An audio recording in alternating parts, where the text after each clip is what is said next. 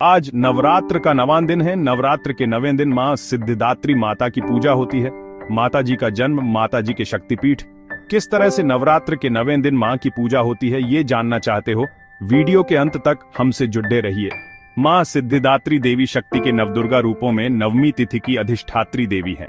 इन्हें सिद्धियों की दात्री कहा गया है। मां सिद्धिदात्री के साथ जुड़े हुए कई शक्तिपीठ भी माने जाते हैं, जहां उनके अंग या आभूषण गिरे थे। मां सिद्धिदात्री से जुड़े प्रमुख शक्तिपीठ इस प्रकार हैं। कामाख्या शक्तिपीठ, जो असम गुवाहाटी स्थित है, यहाँ मां का योनि अंग गिरा था। इसे कामाख्या देवी कहा जाता है और यह चिक्कियन शक्तिपीठों में सबसे प्रमुख है। वैष्णो देवी शक्तिपीठ कटरा, जम्मू, यहाँ मां का आंशिक शक्ति स्वरूप विराजमान है।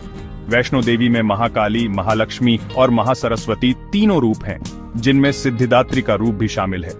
वाराही देवी शक्तिपीठ उज्जैन, मध्य प्रदेश, यहाँ मां के करकमल गिरे थे।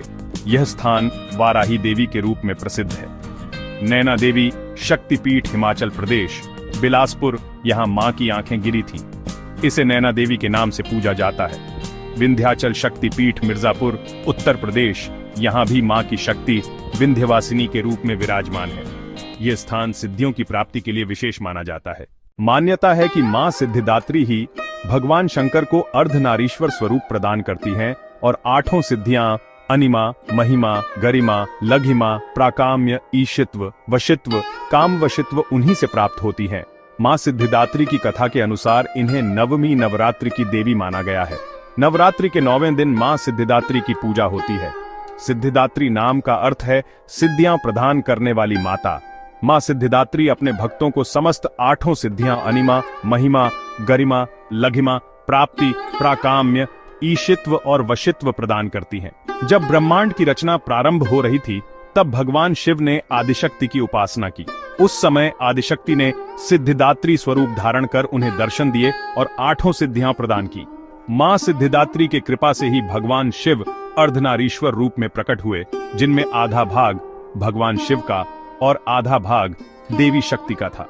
माना जाता है कि इसी शक्ति से संपूर्ण सृष्टि में जीवन और गति का संचार हुआ। मां सिद्धिदात्री भक्तों को धर्म, अर्थ, काम और मोक्ष चारों पुरुषार्थ प्रदान करती हैं। भक्तों के रोग, शोक और भय दूर करती हैं। जो व्यक्ति सच्चे मन से मां की आराधना करता है, उसे सभी सिद्धियां और दिव्य शक्ति प्राप्त होती हैं। मां सिद्धिदात्री कमल पर विराजमान रहती है। उनके 4 हाथ हैं। एक हाथ में कमल, दूसरे में गदा, तीसरे में शंख, चौथे में चक्र। उनके वाहन के रूप में सिंह और कभी कभी कमलासन का उल्लेख मिलता है। इस प्रकार मां सिद्धिदात्री की पूजा नवरात्रि के समापन के दिन करने से भक्त को समस्त सिद्धियों का आशीर्वाद प्राप्त होता है।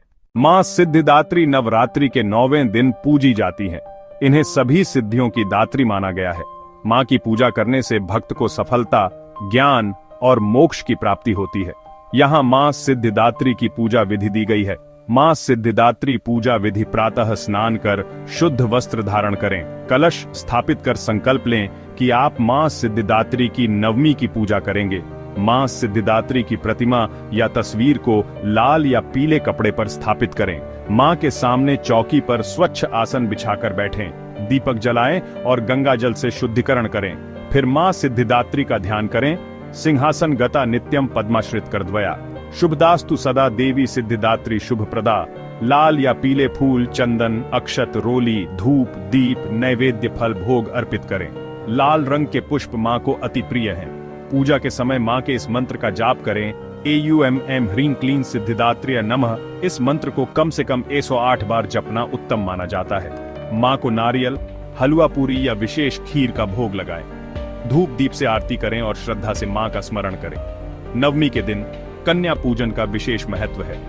9 छोटी कन्याओं और एक बालक को लांगुरिया स्वरूप को आमंत्रित कर भोजन कराएं और उनका आशीर्वाद लें। मां सिद्धिदात्री की पूजा से भक्त को सभी प्रकार की सिद्धियां, ज्ञान, वैराग्य, धन और मोक्ष की प्राप्ति होती है। जीवन की बाधाएं समाप्त होकर सफलता का मार्ग खुलता है।